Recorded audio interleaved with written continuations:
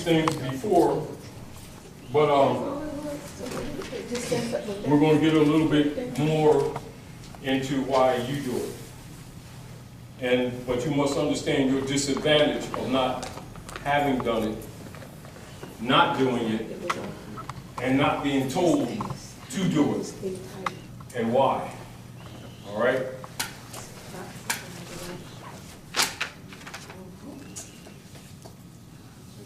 So you can give me a cue when you're ready, Dr. Naila. Yeah, there's having a little technical difficulty.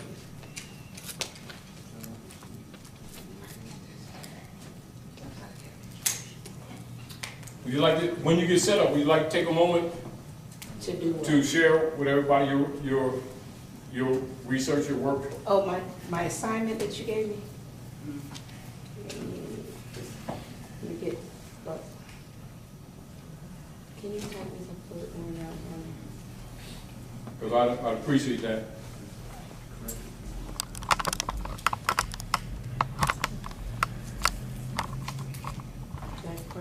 Oh, thank you.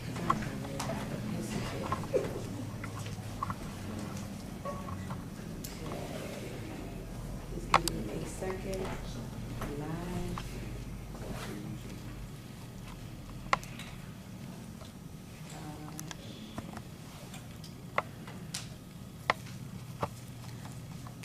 They're waiting, I'm sure. Let me see if I got you reading.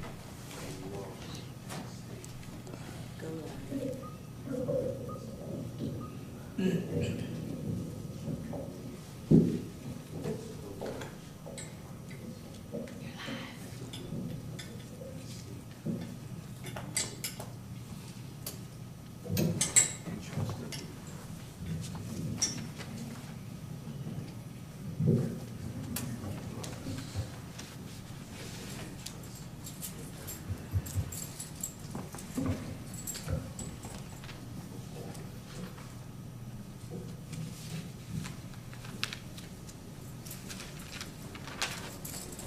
There's a redundancy to this, to the nature of this information. Although we may deal with certain subject matters, there's a redundancy to this because there's a necessity to you being clear on this.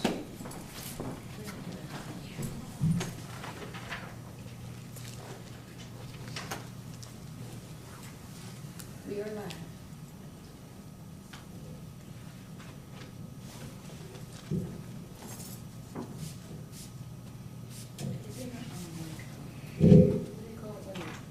Mercury and retrograde. No, 19. Oh, not yet. Are we just pre-doing stuff? Let me know when you're ready. I'm ready, everybody. All right. Welcome everybody to the House of Reawakening Minds. And we're going to open with a presentment by Dr. Naila Gilliam on some research that she's done, basic stuff that we always do. But it will give you a fundamental foundation of the subject matter for this evening. Brothers and sisters, Dr. Naila Gilliam, your hand.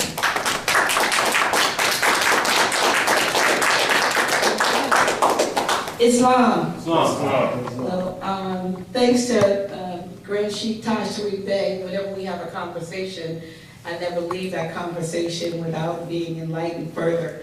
And so, you know how we sit here time after time and we hear Brother Taj rattling off things just like that. You know, he just knows he'll say things like excature and nom-de-guerre and, you know, the appropriate persona, I know what that is. But sometimes we hear words that we don't say or ask the meaning of, but we hear it a lot and we wonder, what does that really mean? And so a conversation that I had, Brother Taj and I had just this week when we were putting the subject matter for tonight's teaching was I asked him what excature meant, because I've heard him say excature so much. And so he gave me an assignment. He actually told me that excature and hell were synonymous. Now, me having been a pastor for many, many years, I have absolutely never, ever, ever heard the word excature in relation to hell. When I think about hell, it was the place of fire and brimstone and punishment and so forth. You know the drill. But he said, no, he said, hell, he said, look it up in your Black's Law. Unfortunately, I have the 4th edition Black's Law Dictionary, so I want you to look up hell, I want you to look up executure, and then we also started talking about the IRS. And so, like, how do all those go together? Well, actually, in Black's Law Dictionary, in the 4th edition, you will find that hell was a name formerly, and he's really big on etymology, formerly given to a place under the executure chamber where the king's debtors were confined. So the debtors' prison was under the king's chambers, and it was called hell. It was an executure chamber, and it was also synonymous with the word that has come to mean a place of fire and brimstone and punishment that is, you know, tied into whether or not we're good or bad. I'll let you know how they change things. It also has some related legal terms and definitions. Camera. You know, we always say camera. Take a picture. In Old English law, a chamber room or apartment, a judge's chamber, a treasury. This is just to tell you how, you know, words change. Executure chamber, of course, as I said, a court erected by statute, is 31 edition 3C, determines cause. Chamber, a room or apartment in a house, and executure, like the Department of the English government, which has charge of the collection of the national, and I think it probably meant treasury or debt or something like that. Also, an ancient writ directed to the treasurer and the barons of the executure, forbidding them to do something. It just dot. But what I'm trying to say is hell and executure are synonymous, and we've been told that hell has something to do with the place where the man in a red suit and the pitchforks and his demons are. But not far off. They really are there. It's just that it's the concept. I always tell people when I was passing, if your concept is wrong, your conclusion is wrong, right?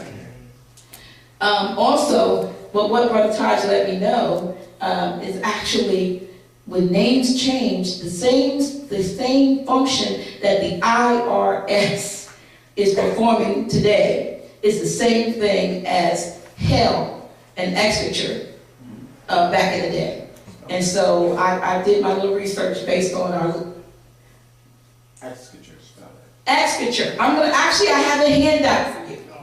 I actually have a handout for you. And those of you who are watching by Facebook, I'll post it or do something if you'd like it. But I have a handout. So, but executure, I'll tell you, like he told me, it's like X and checker with the QUER. So, you know, when you hear words, and the moral of the story is, when we hear some of the words that roll so fluently off the tongue of our great teacher, and you don't have an understanding or understanding of them, write them down as best you can phonetically, but ask him. Ask somebody what they mean, because all these years I've been hearing him mention this over and over, off and on, and I really never knew. Most of you probably knew. How many knew? Yeah, well, see, but it's not, that's like, what, 3, 4 hands? So, how many of you out there knew? You let me know. You give me your response. Oh, over there. Over there. Yeah, how many of you out there knew? But it's important for us to know that how they put different labels on these words and how they use them to imprison our minds, to take hold of our finances and our resources. And so what they didn't want us to know is that we already in hell. You are. That's the moral of the story. Brothers and sisters, Brother Taj Tarik Bey.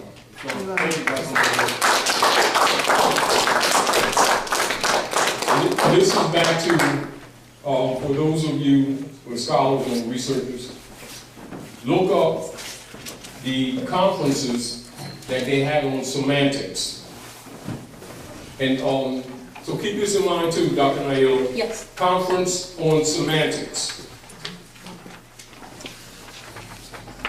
And keep in mind that when you're talking about the connotative linguistics that the people are suffering from in these days, it's not accidental.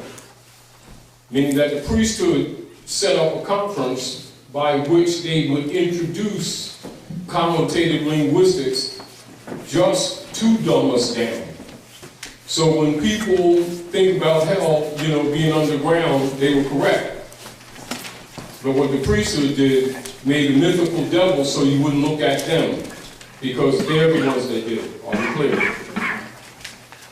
And of course, when you're giving people information, and you have people, although adults, have been trained from childhood to equate belief systems with knowledge, it's difficult to give them knowledge or information.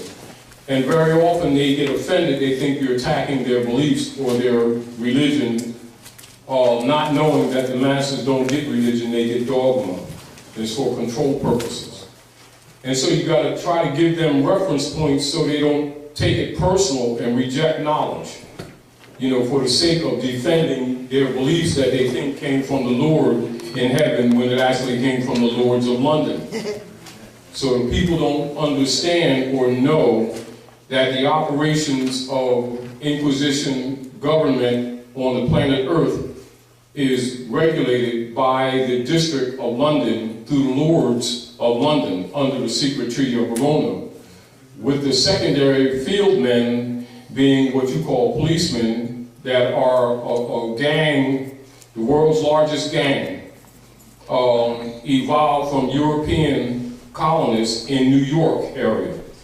And they made agreements with the operators of the United States Corporation Company to suppress and help them rob the Aboriginal people of the land of North America, i.e. that you traditionally have been hearing that are called Negroes, blacks, coloreds, Indians, Latinos, etc., all of whom are actually of Moorish descent. Are we clear? And the agreement with the European colonist contractors, or what you would call hired guns, there's a gang of them in New York, and they made contracts, and so they bought the corporate operatives who owned the United States Corporation registered in Puerto Rico and in France. They started buying uniforms to give them an air of legitimacy, and then started calling them falsely law officers, which they were never not. They were never that. They were actually hired gunmen. And that's not an attack on any individual person, that's just a historical fact. So when our people get confused when they see people who are calling themselves law officers, policemen, going around on the street arbitrarily murdering people, and it confuses them because in their mind they're thinking law. Understand that these people are not law officers. They're actually private contractors.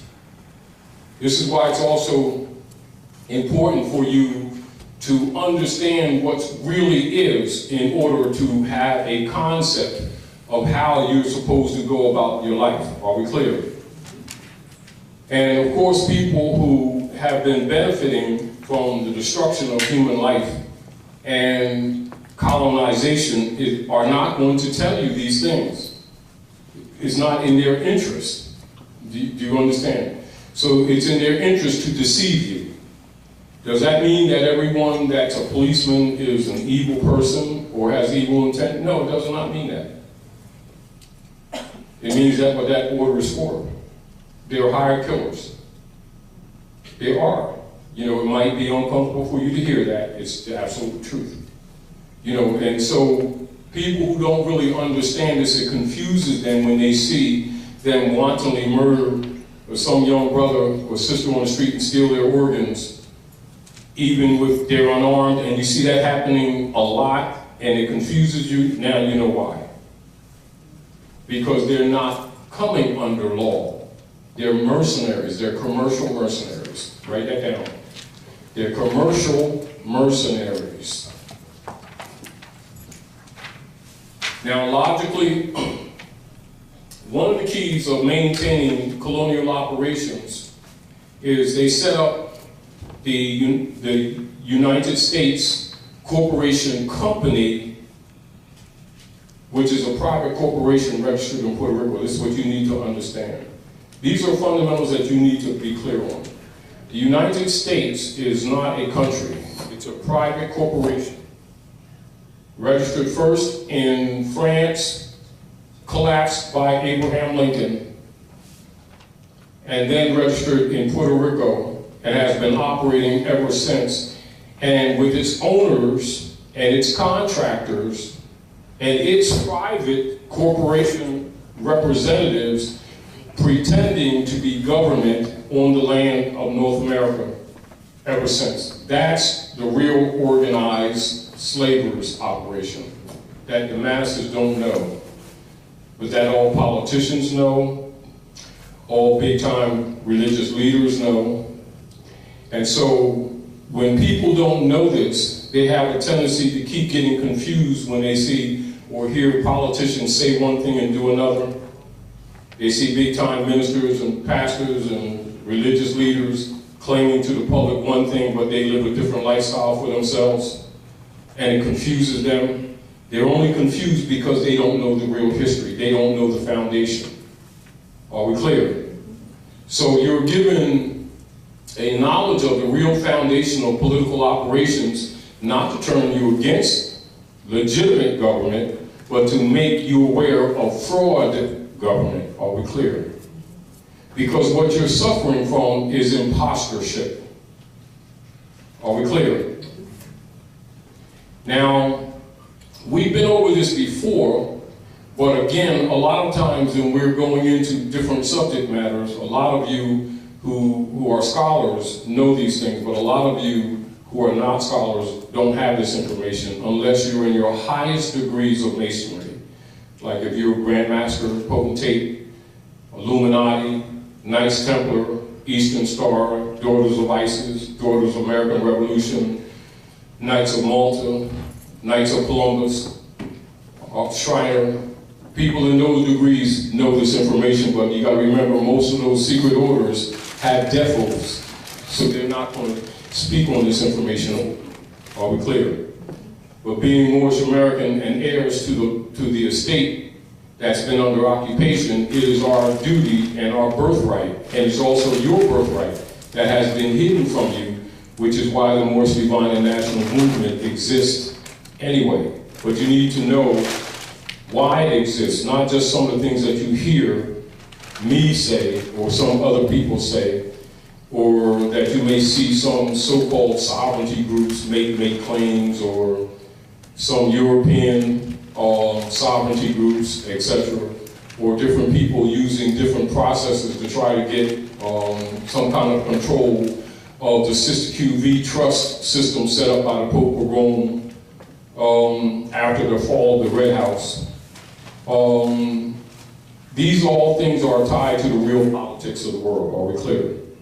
But knowing that our people don't have a background in scholarship, it is incumbent upon those who know to tell those who do not know. And so we're going to hit on certain fundamental points so that you can have reference point to research on your own. Are we clear? This information is not given to you to make you a follower. So get that out of your head if it ever dawned on you. Are we clear? This is not for followers. This is for responsible nationals and citizens of the land. Are we clear? To enforce the national will. The national will are called constitutions and treaties. It is the supreme law of the land. Are we clear? Your personal opinion and emotionalism is not to be interjected. Meaning that we can discuss things and you can have an opinion on something. That's not denying you that. But it must be in harmony with principles, or what you call maxims of law. Maxims of law and principles apply universally. Are we clear? Are we clear? Yes.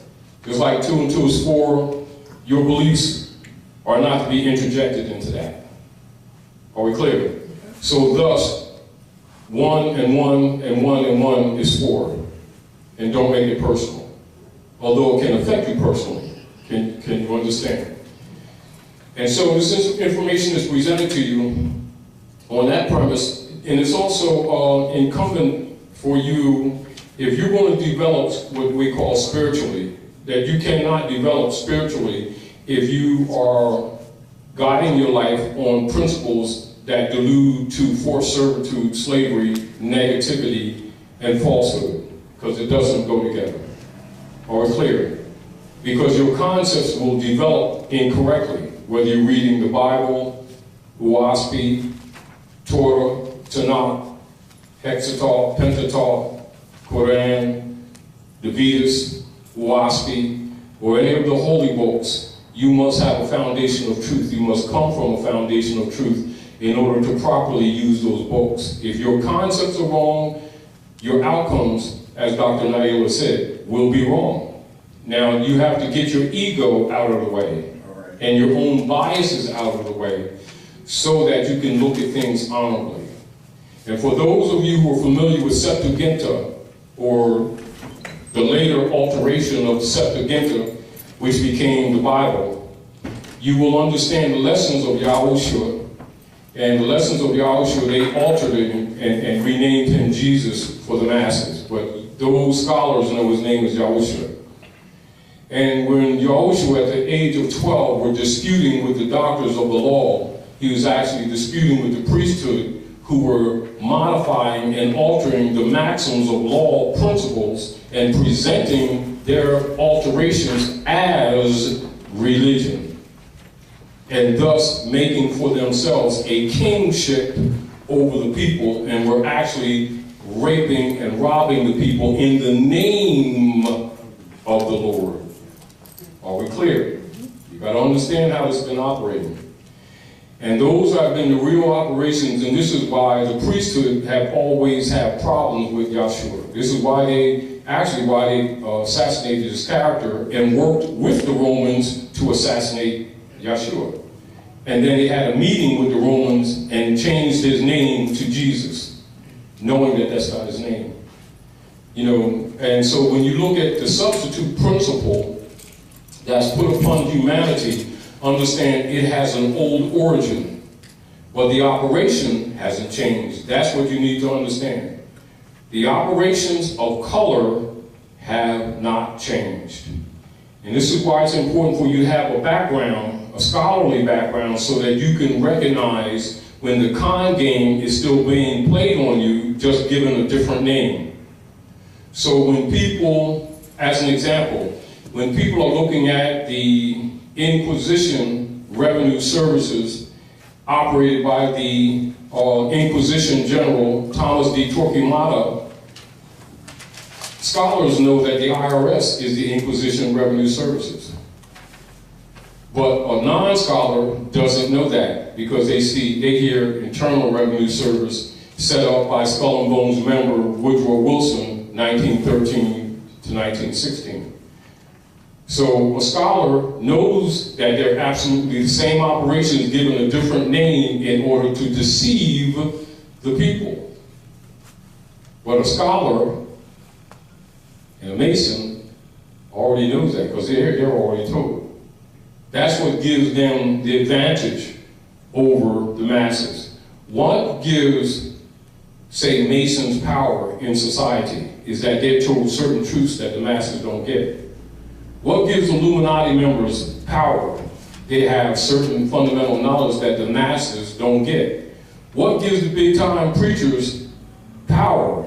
They have that Masonic knowledge that the masses don't get. Why do these people get upset when someone like me speak of this information openly? Because they pay thousands and thousands and thousands and thousands of notes for that knowledge, and they get it codified.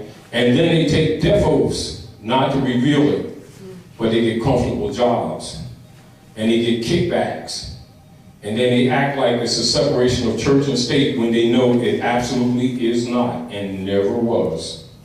Are we clear? And it's not to put anybody down, it's just simply to tell you the truth. And you can do with that truth what you will, but understand it's your responsibility. It is your responsibility as nationals of the land, and as for the European sons and daughters who are United States citizens under the juristic operations of Jus Soleil of the Nationalization Act, to enforce the Constitution and Treaty. It is your duty, it is not your option, because those are national wills. Your failure to do so is called a tacit acquiescence and an abandonment. But with that abandonment comes the loss of your estate, whether you knew about it or whether you didn't know about it. It's an abandonment. Are we clear? It is that principle of abandonment which is why you're given this information, knowing that most of you don't know that you're held to that status. Like, for instance, logically, many of you who come here to the House of Reawakening Minds know this, but I know that some of you don't. And some of you may have heard about some of this information, but didn't exactly know how to put it together. You understand what I'm saying? And so you got to keep this in mind too. Law and history goes together. It is not taught to persons who are held to servitude because it's not in the interest of those who are administering the Sister Q Trust and the Global World Trust to tell you why, because they're living off your virtues. Write that down, living off your virtues.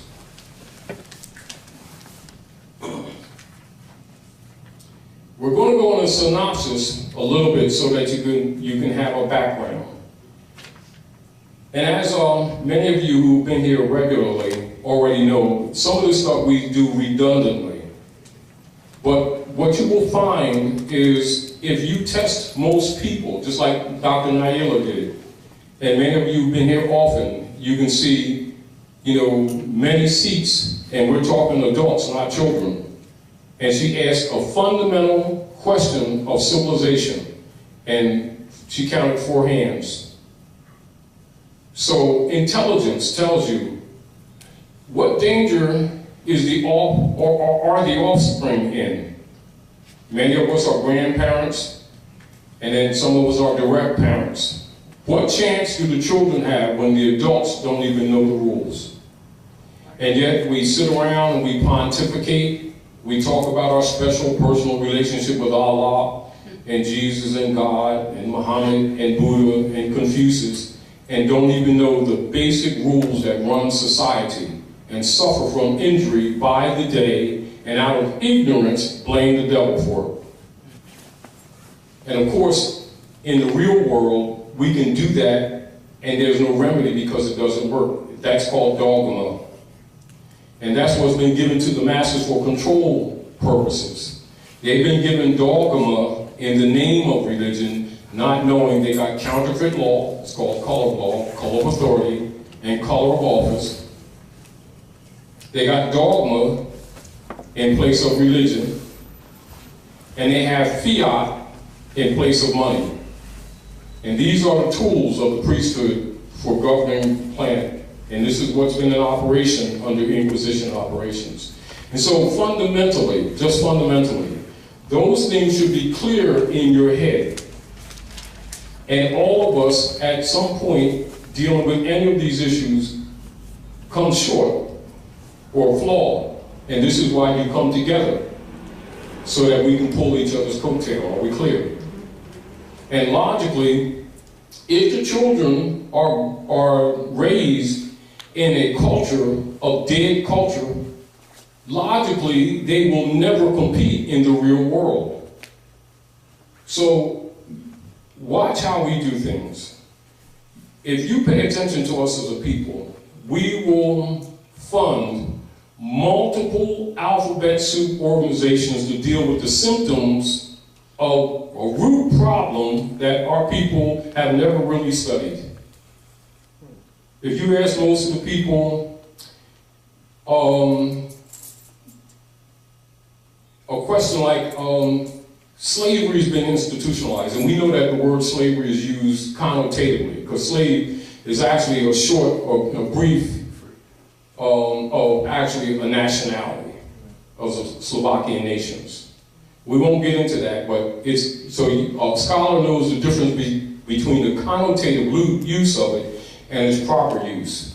But in a serious law argument, if you have a breach and a tort, and you use that in a law argument for a restoration, of a right or restitution, the opposing party actually can beat you in the case if you use the word connotatively.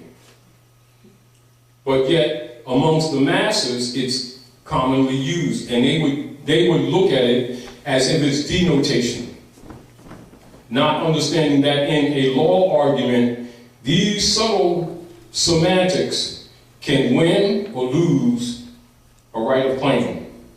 And because the platform of forced servitude is based on connotative linguistics presented to the masses in order to institutionalize their own ignorance, which is what the barristers of England did in their conferences on semantics deliberately in order to maintain what is called connotatively institutionalized slavery at North America under the administrative powers of the military complex of the Jesuit order known as the United States Corporation Service Company.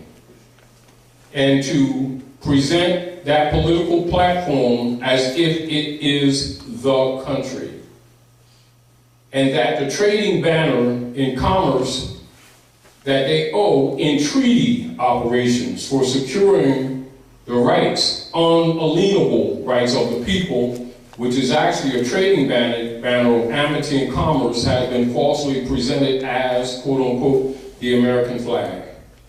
And so the masses have been sorely and severely miseducated and actually encouraged to agree and consent to their own enslavement through that ignorance.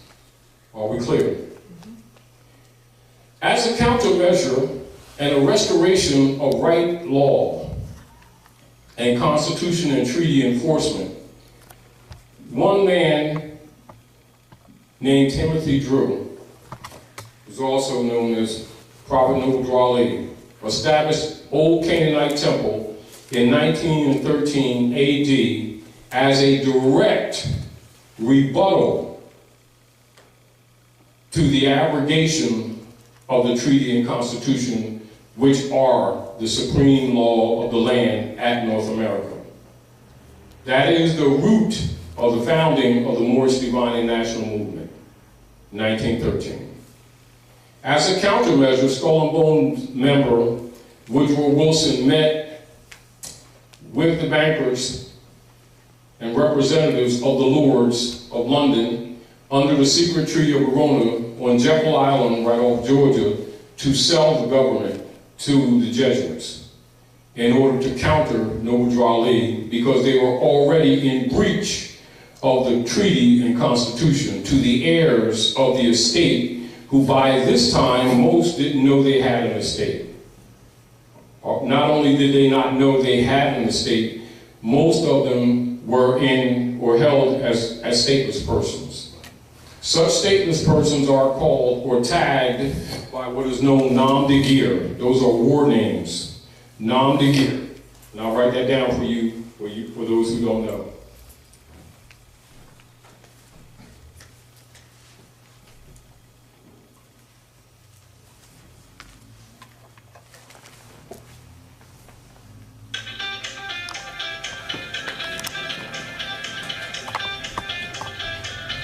That's our background music, y'all, for those who don't know.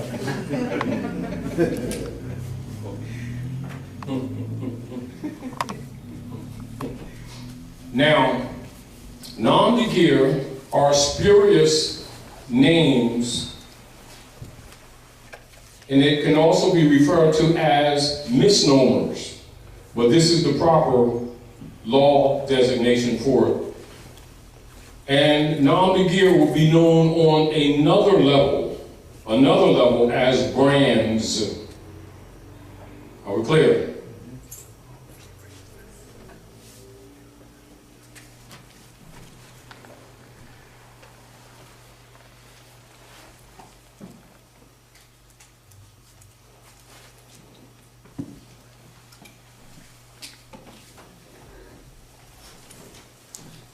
And so when you hear some of the history, when they talk about they branded some slaves, they will present to you only an image of hot irons like they did cattle. And that's the image that's taught in the John D. Rockefeller school systems. Are we clear? So according to Codes Noir. Codes Noir is French for the black codes. All right?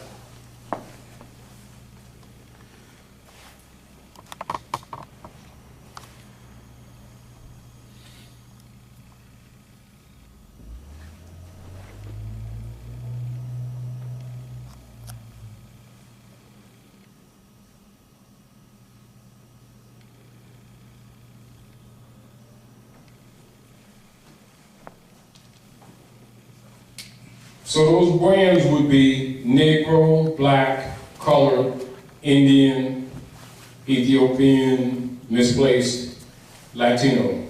Those are brands. And nom de guerre. Now, so logically, if people are raised with the concept that the brand is just the hot irons that they put on the cattle, because they did do that too, so don't mistake that. That would be called, for the cattle,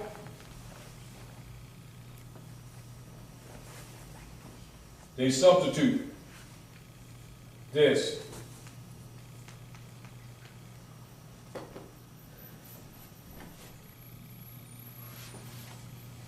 And sometimes they spell it both ways.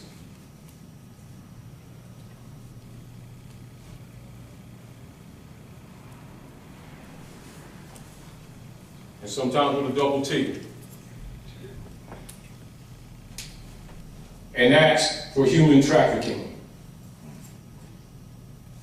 And the United States corporation, company, or the U.S. democracy was set up specifically to administrate this operation. Are we clear? Distinguished from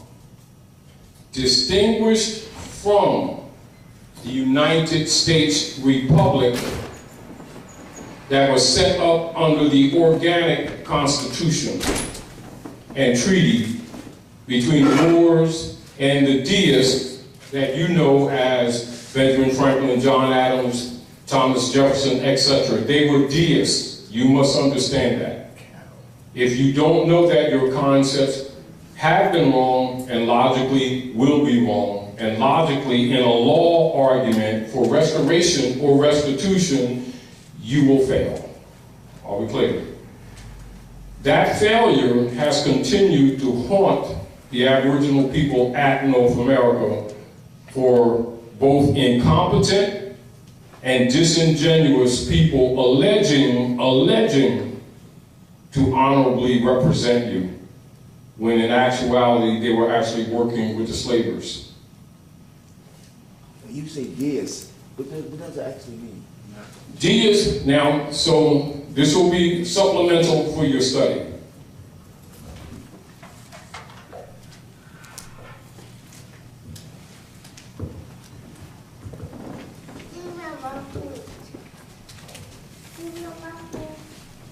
That's the proper name of the planet Mercury,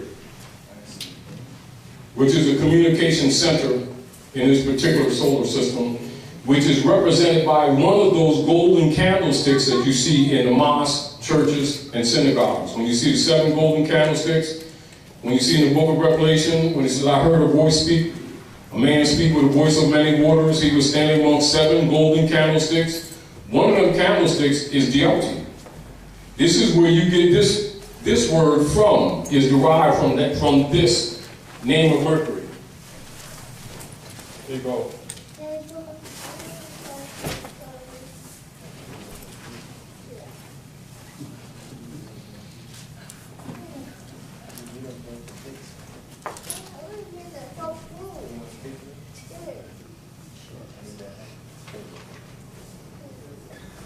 That's where that word comes from.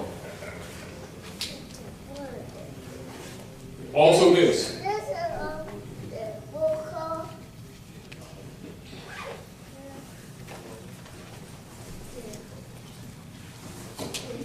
Both of them come from deity.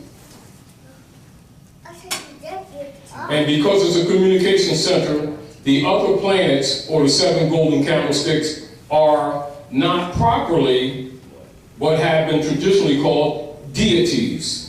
because of communication. This is where you get deities from. Those who study the real culture of human existence on planet Earth, and particularly mainly Europeans who adopted Asiatic African culture and went to the ancient mystery schools of Egypt, that you call Egypt, or who are Masons, etc., are deists. Now do you understand that?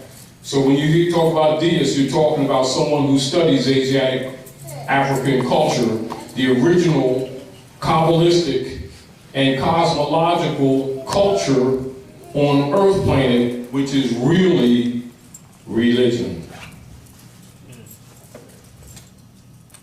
Distinguished from dogma. So when you're talking to a deist, they deal with what is called maxims of law, and also 7 hermetic principles, which is the principles of divine law, which are the phenomena that operate in the universe, and is universally at the foundation of all your major religions, but is kept amongst the priesthood, not given to the masses. This is where Yeshua, that you know lately, being called Jesus, was arguing with the doctors of the law, also with the priesthood, who were stealing the widow's pennies, misrepresenting religion, because they were teaching dogma. And this is again why they had issues with him, and also why they assassinated him. So you really need to know the real history. So the same people that run around talking about they loving Jesus were really his enemies. This is why the world's really messed up. You know, people's concepts about how things really operate is totally, really incorrect. And again, when you get into real knowledge, you can understand how some people who have other agendas can get sensitive. But what I told you is provable, and you can research it. Now, in order to deceive people, what they've done with Yeshua is actually mixed the life of Serapis. Now that's to misrepresent Yeshua. But that has pretty much satisfied the masses and kept them under control while they get raped to this very day. And this is why you see in certain communities where there's constant conversations about salvation, but yet all you see is misery and death and jail and drugs and broken families while they're talking about salvation. It's kind of a contradiction, isn't it? So you kind of understand why that has a root. So you don't get angry, just tell the truth. And if they get the real history, they'll understand why they had the Nicene Council, 225 years. No, pardon me, I apologize, let me back up. 325. It's called the Nicene Council, 325 AD. And this is where the priesthood met to alter Yeshua's teachings in order to create solid systems for mind control. Are we clear? Quick question. In reference to what you were saying about them studying the, about studying our history. Mike, where's the mic? About studying our history. Yeah. There was a question that I had posed about 2 weeks ago, 3 weeks ago. Oh, go straight to the question. In regards to the bloodline. So, now, is that question any less important? No, it's not less important. Let's put it this way, just relative to the bloodline. Let's go back to the teachings of Yahushua. He says, I come amongst my own, and they receive me not. He's talking about bloodline. Okay. But he's also talking about heirship. Okay. He's also talking about birthright.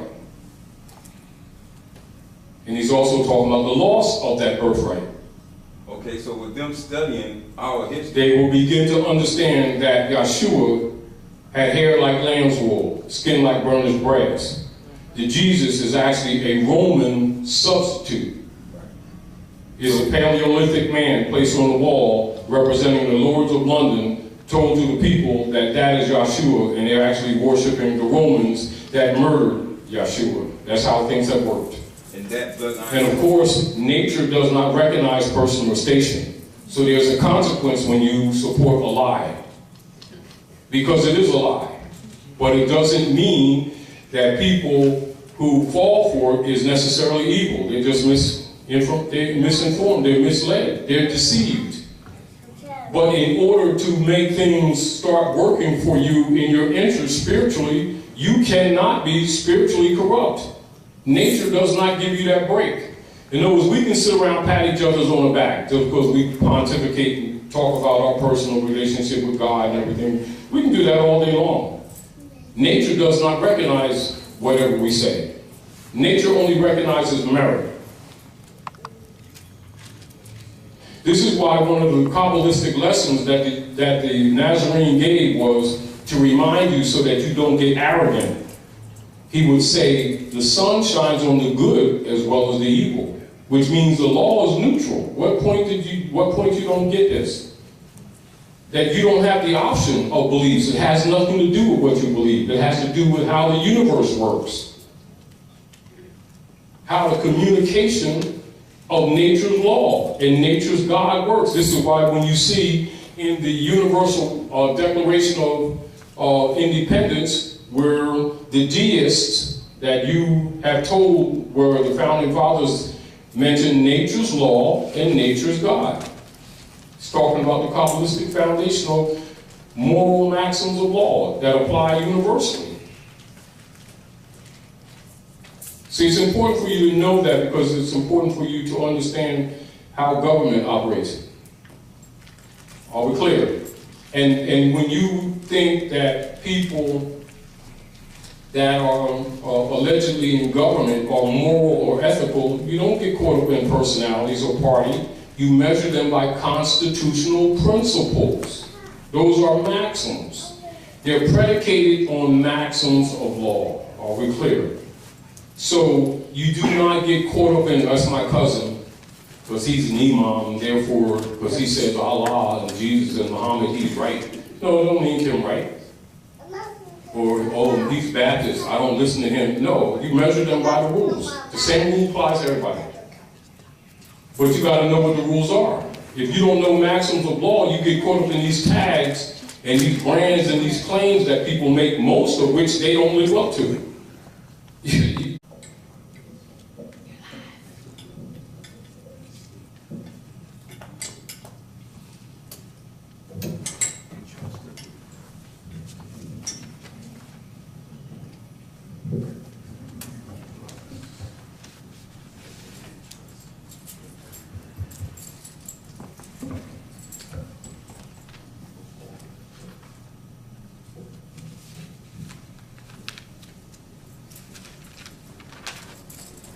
There's a redundancy to this, to the nature of this information. Although we may deal with certain subject matters, there's a redundancy to this because there's a necessity to you being clear on this.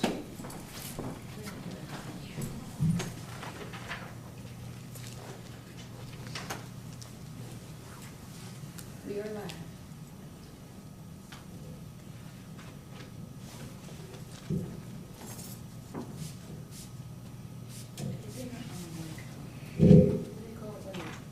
Mercury and retrograde.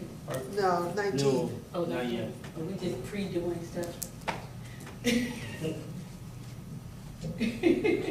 Let me know when you're ready. I'm ready, everybody. All right. Welcome everybody to the House of Reawakening Minds. And we're going to open with a presentment by Dr. Naila Gilliam on some research that she's done, basic stuff that we always do. But it will give you a fundamental foundation of the subject matter for this evening.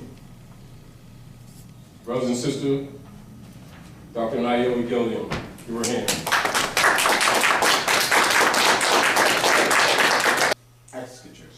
Excature. I have a handout for you.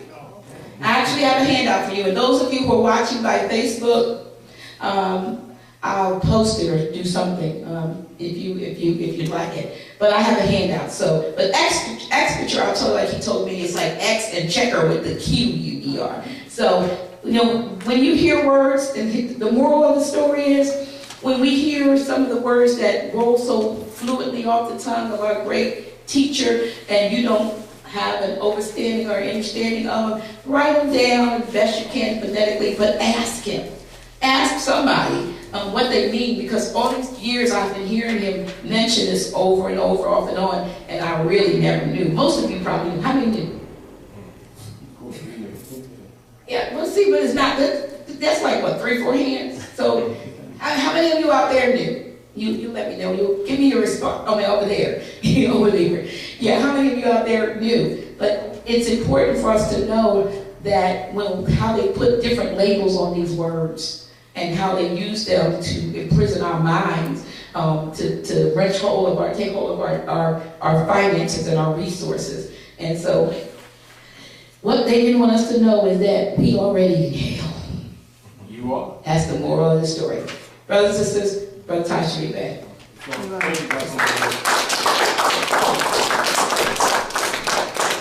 This is back to, for those of you who are scholars and researchers, look up the conferences that they had on semantics. And so keep this in mind too, Dr. Naila. Yes. Conference on semantics. These things before, but we're going to get a little bit more into why you do it. But you must understand your disadvantage of not having done it, not doing it, and not being told to do it, and why. All right?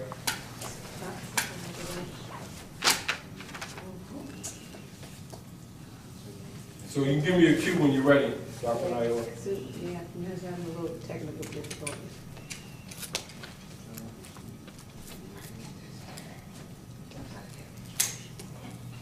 Would you like to, when you get set up, would you like to take a moment To do what? to share with everybody your research, your work? Oh, my assignment that you gave me? Let me get, can you help me to put it on that one? Because I'd appreciate that.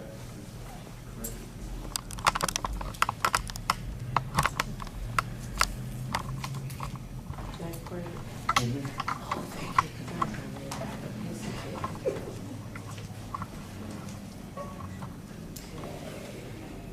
Just give me a second.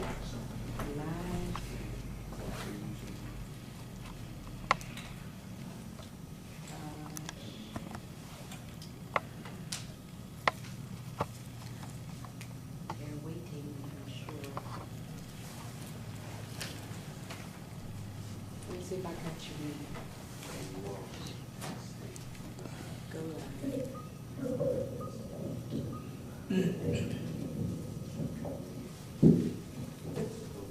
King's Chambers, and it was called Hell. It was an expenditure chamber, and it was also synonymous with the word that has come to mean a place of fire, brimstone, and punishment that is, tied into whether or not we're good or bad. I'll let you know how they change things. It also has some related legal terms and definitions. Camera. We always say camera. Take a picture. In Old English law, a chamber room or apartment, a judge's chamber, a treasury. This is just to tell you how words change. Executive chamber, of course, as I said, a court erected by statute, is 31 edition 3C, determines cause. Chamber, a room or apartment in a house, and executive, like Department of the English government, which has charge of the collection of the national, and I think it probably meant treasury or debt or something like that. Also, an ancient writ directed to the treasurer and the barons of the exchequer, forbidding them to do something. This is just ... But what I'm trying to say is hell and exchequer are synonymous, and we've been told that hell has something to do with the place where the man in the red suit and the pitchforks and his demons are. But not far off. They really are there. It's just that it's the concept is wrong. The concept. I always tell people when I was passing, if your concept is wrong, your conclusion is wrong, right?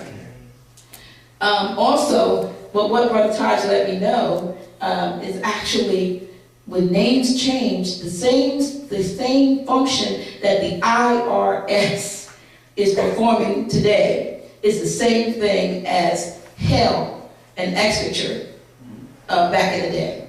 And so I did my little research based on our Islam. Well, thanks to Grand Sheikh Taj Tarik Bey, whenever we have a conversation, I never leave that conversation without being enlightened further. And so, you know how we sit here time after time and we hear Brother Taj rattling off things just like that. You know, he just knows, he'll say things like executure and non-de-guerre and, you know, the appropriate recital, I know what that is. But sometimes we hear words that we don't say or ask the meaning of, but we hear it a lot and we wonder, what does that really mean? And so a conversation that I had, Brother Taj and I had just this week, when we were putting the subject matter for tonight's teaching, was I asked him what executure meant, because I've heard him say executure so much. And so he gave me an assignment. He actually told me that executure and hell were synonymous. Now, me having been a pastor for many, many years, I have absolutely never, ever, ever heard the word executure in relation to hell. When I think about hell, it was the place of fire and brimstone and punishment and so forth. You know the drill. But he said, no, he said, hell, he said, look it up in your Black's Law. Unfortunately, I have the 4th edition Black's Law dictionary, so I want you to look up hell, I want you to look up executure, and then we also started talking about the IRS. And so, like, how do all those go together? Well, actually, in Black's Law dictionary, in the 4th edition, you will find that hell was the name formerly, and he's really big on etymology, formerly given to a place under the executure chamber where the king's debtors were confined. So the debtors' prison was under